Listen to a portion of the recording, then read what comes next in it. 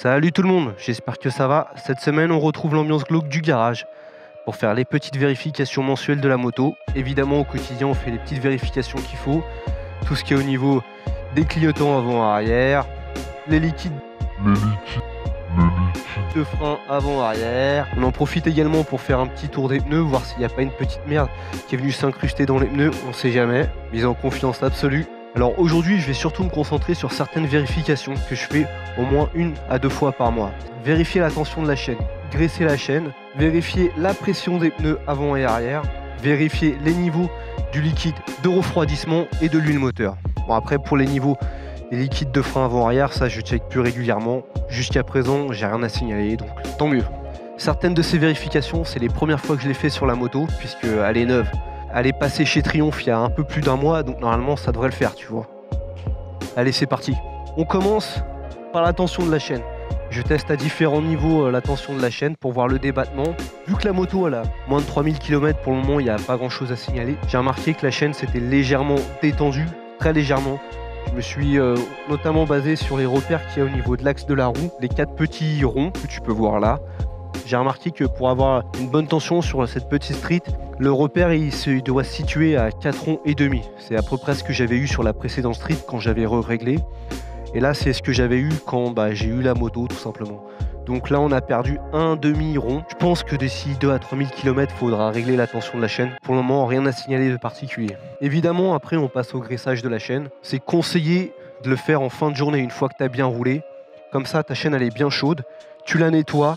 Tu la regraisses, tu la laisses reposer le temps de la nuit. Comme ça, le lendemain matin, c'est nickel, tout s'est bien imprégné, tu peux repartir l'esprit léger et c'est formidable. Je sais aussi que certains passent carrément la chaîne au pétrole pour vraiment bien la nettoyer de fond en comble. Perso, en ayant demandé à quelques mécanos, ça m'a été déconseillé, donc c'est pour ça que je passe juste un chiffon, histoire d'enlever les petites crottes ici et là. Et après, tu regraisses ta chaîne.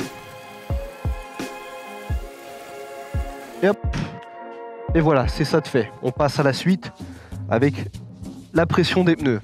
Alors, première étape, trouver déjà un gonfleur qui marche ou qui n'ait pas été abîmé par quelqu'un de mal intentionné. Ça serait plutôt pas mal. Au niveau de la pression des pneus, il faut simplement suivre les recommandations constructeurs. Là, sur la street, Triumph recommande de 3 à l'avant, de 9 à l'arrière. Pour l'anecdote, j'ai quand même découvert que le pneu arrière, il était à 3,2 au lieu de 2,9. Ce qui, mine de rien, affecte quand même la tenue de route et la sensation. C'est excessivement ferme, c'était pas très agréable. Pour info, c'est la première fois que je touche à la pression des pneus. Avant, elle était pas chez Triumph, donc je suis sorti de chez Triumph le cœur léger, sans savoir que le pneu arrière était un peu surgonflé. Merci. Quand tu vérifies ta pression des pneus, tu le fais évidemment à froid. Comme ça, c'est nickel. Autre point qui fait plaisir, le liquide de refroidissement. J'ai un peu triché puisqu'il y a une dizaine de jours, j'en ai légèrement remis. En fait, je me suis aperçu que le liquide de refroidissement, moto à froid, il était bien en dessous du minimum. Évidemment, quand le moteur il tourne, le liquide prend un peu d'ampleur et à chaud, le liquide de refroidissement atteignait péniblement la barre du minimum.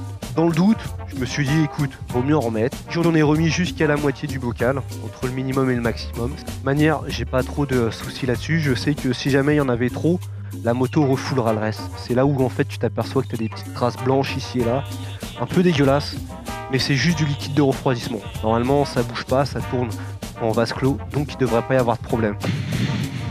Et enfin on arrive à l'huile moteur. À savoir que l'huile moteur, avant de la vérifier, il faut faire tourner le moteur 5-10 minutes, histoire que ce soit chaud.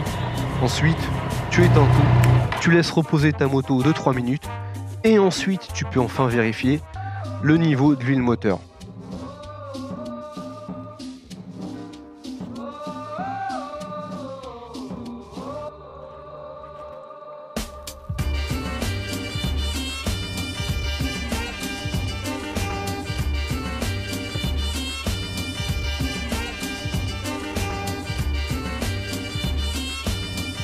Comme tu peux le voir sur les images, il y a largement d'huile dans le moteur, donc aucun problème.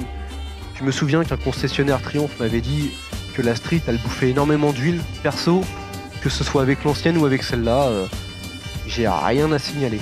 Bon, je crois que j'ai fait le tour des principales vérifications pour la moto. Surtout si tu as des astuces, des conseils, des recommandations, que ce soit pour la street, pour une moto de manière générale, hein, pas de problème. N'hésite pas à partager, ce sera le bienvenu. D'ici là, on se dit à la prochaine, porte-toi bien, ciao.